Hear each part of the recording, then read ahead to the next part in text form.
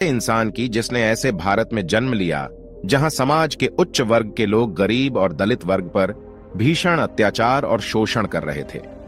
लेकिन समाज की इस घृणा, अपमान और तिरस्कार के बावजूद उन्होंने ऐसी शिक्षा हासिल की जिसकी बदौलत वो भारत के संविधान के निर्माता बन गए।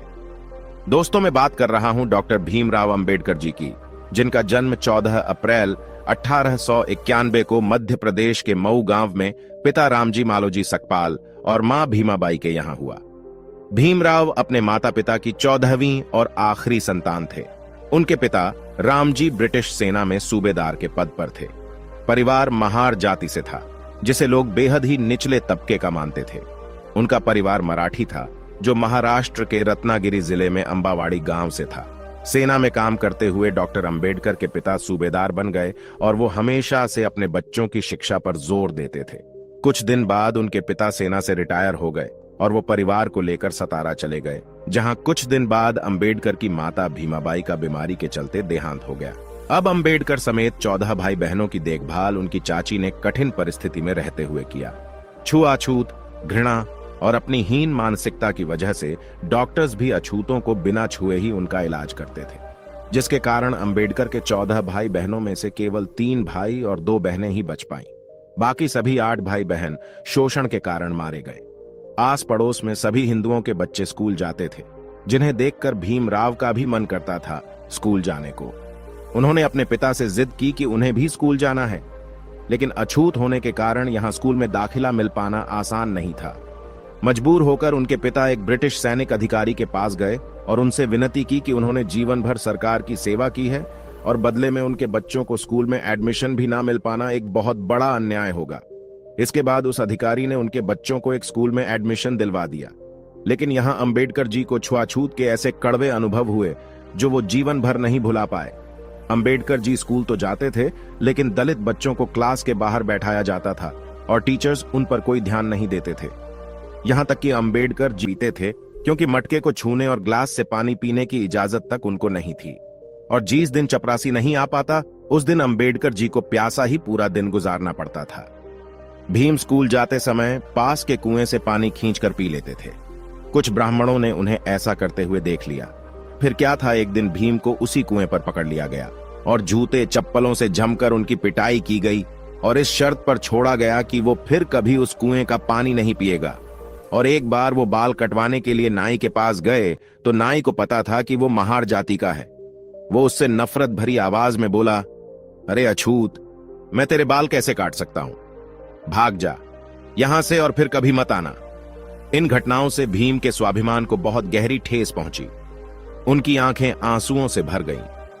नन्हे भीम के बाल घर पर ही उनकी बहन ने काटे। भीम बहुत ही स्वाभिमानी लड़का था और वो अपने पैरों पर खड़ा होना चाहता था ताकि परिवार की आर्थिक स्थिति में कुछ सुधार हो। भीम ने सुन रखा था कि सतारा जाने वाले लड़कों को बॉम्बे जाकर काम मिल जाता है, इसलिए उन्होंने तय किया कि वो बॉम्बे जाकर किसी मिल में काम करेगा। लेकिन बॉम्बे जाने के लिए उसके पास किराया नहीं था। भीम ने एक प्लान बनाया कि वो अपनी चाची के बटुए से पैसे चुराकर बॉम्बे चला जाएगा।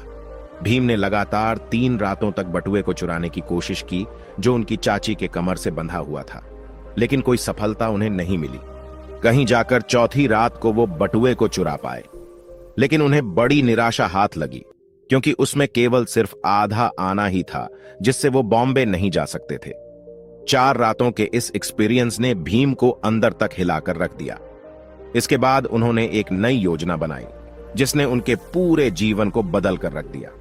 उन्होंने निश्चय किया कि वो पढ़ लिख कर अपने परिवार के लिए रोजगार प्राप्त करेंगे और अपने अंदर की सभी बुरी आदतों को छोड़ देंगे। किस्मत ने भी भीम का साथ दिया।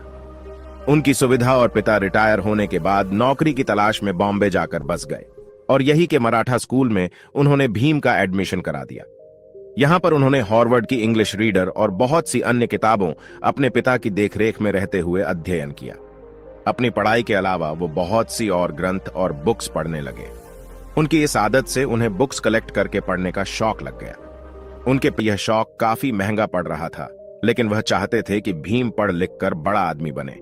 उन्होंने कर्ज लेकर भीम को बॉम्बे के एल्फिंस्टन हाई स्कूल भेजा, लेकिन यहां भी छुआछूत ने उनका पीछा नहीं छोड़ा।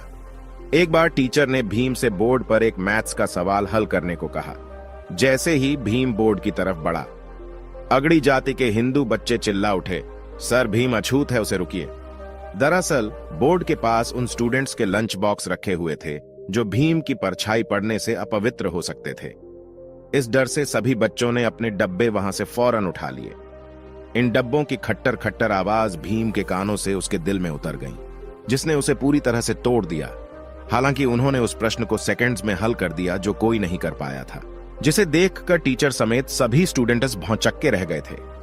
इसके बाद उन्होंने हाई स्कूल पास किया और 16 वर्ष की उम्र में उनका विवाह 9 वर्ष की रमाबाई के साथ कर दिया गया। कॉलेज की पढ़ाई के लिए उन्होंने एल्फिंस्टन कॉलेज में एडमिशन लिया। पढ़ाई के दौरान भीम की मुलाकात एक टीचर केलुस्कर से हुई, जिन्हें पहली ही मुलाकात में भीम ने बता दिया था कि मैं एक अछूत हूं, मुझसे कृपया दूर रहे। उनके बेबाक अंदाज और पढ़ाई के प्रति जुनून ने केलुस्कर को बहुत इंप्रेस कर दिया और वो भीमराव को लेकर बड़ौदा के शिक्षा प्रेमी महाराज संभाजी गायकवाड़ के पास लेकर गए। जब महाराजा बॉम्बे आए हुए थे, वो वहां एक सभा कर रहे थे, जहां उन्होंने भीमराव से कुछ सवाल किए, जिनका उत्तर भीम ने बहुत अच्छे तरीके से दिया। इसके कुछ वर्ष बाद बड़ौदा के महाराज ने कुछ विद्यार्थियों को कोलंबिया यूनिवर्सिटी अमेरिका भेजने का निर्णय लिया।